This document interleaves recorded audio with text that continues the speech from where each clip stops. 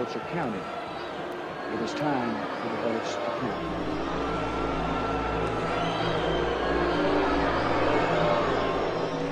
I wish to point out that our American democracy has triumphed once again.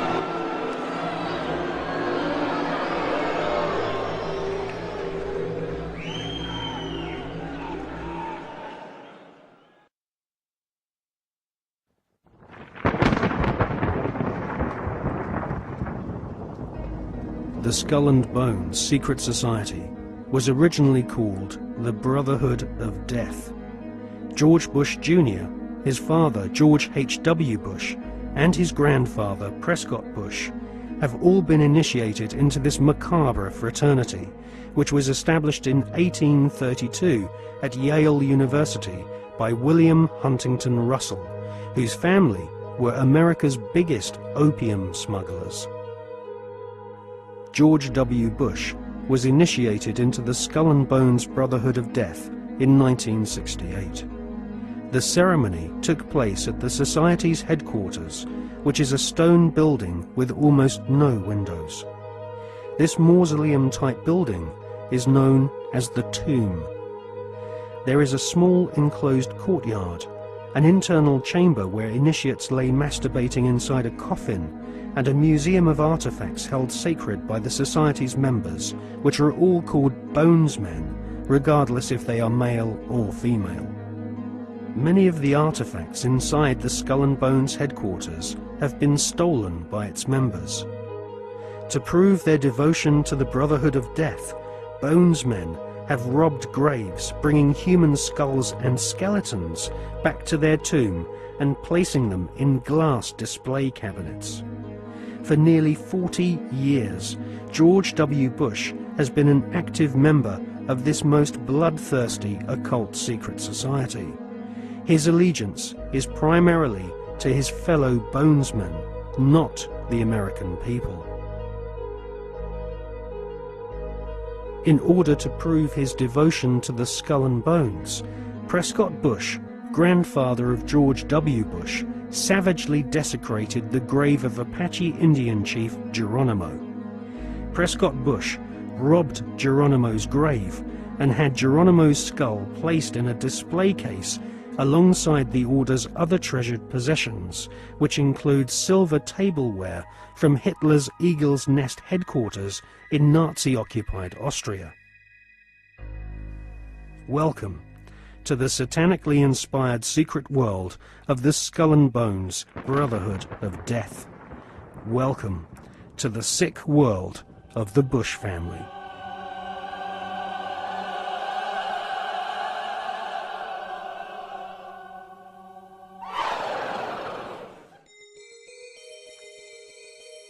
The Skull and Bones headquarters is on the campus of Yale University.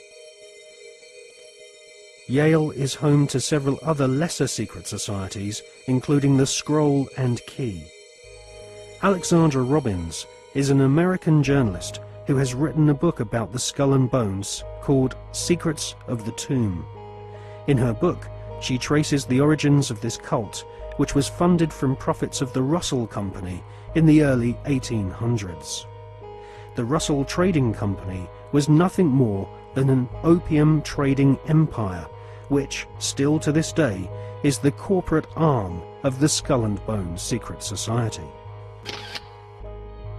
William Huntington Russell had travelled in Germany during his student years and was befriended by a disciple of Adam Weishaupt's Bavarian Illuminati.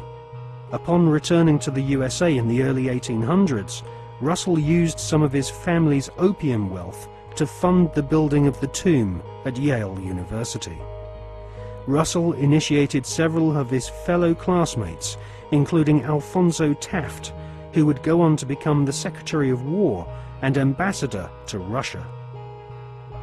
Alphonso Taft's son became President of the United States, and so a time-honored tradition of hereditary membership of the Skull and Bones Brotherhood of Death was begun. We see this tradition continued to this day, with senior bonesmen encouraging young initiates to marry into each other's families their sons and daughters following in their parents' footsteps and becoming disciples of this most unholy of orders. In the Hollywood movie Brotherhood of the Bell, we see an initiation ceremony, which is a common occurrence on the campuses of America's elite Ivy League secret societies.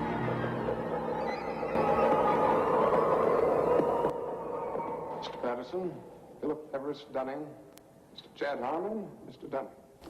Mr. Dunning, the articles and letters of the Brotherhood.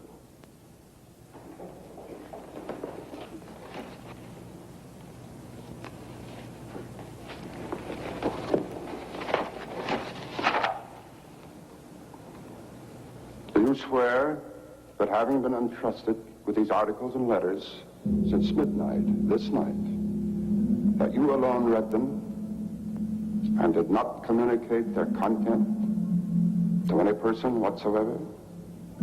I so swear. Having so sworn, are you now prepared to go forward? I am prepared.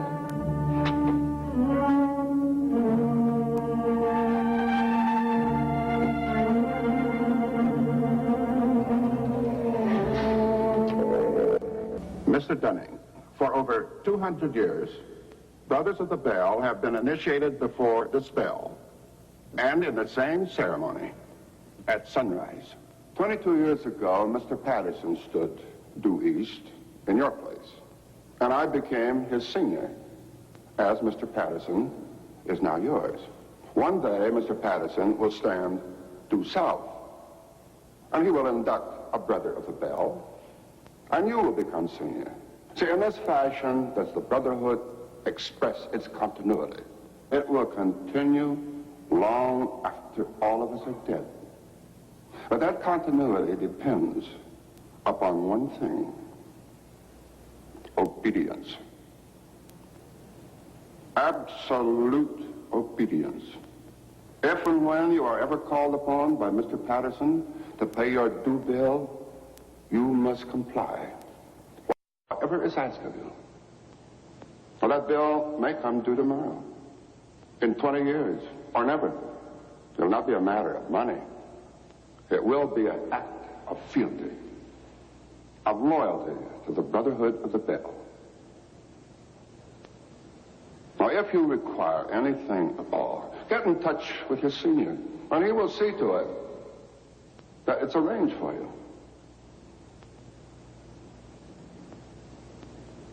Are you ready for the oath? I am. The oath, gentlemen.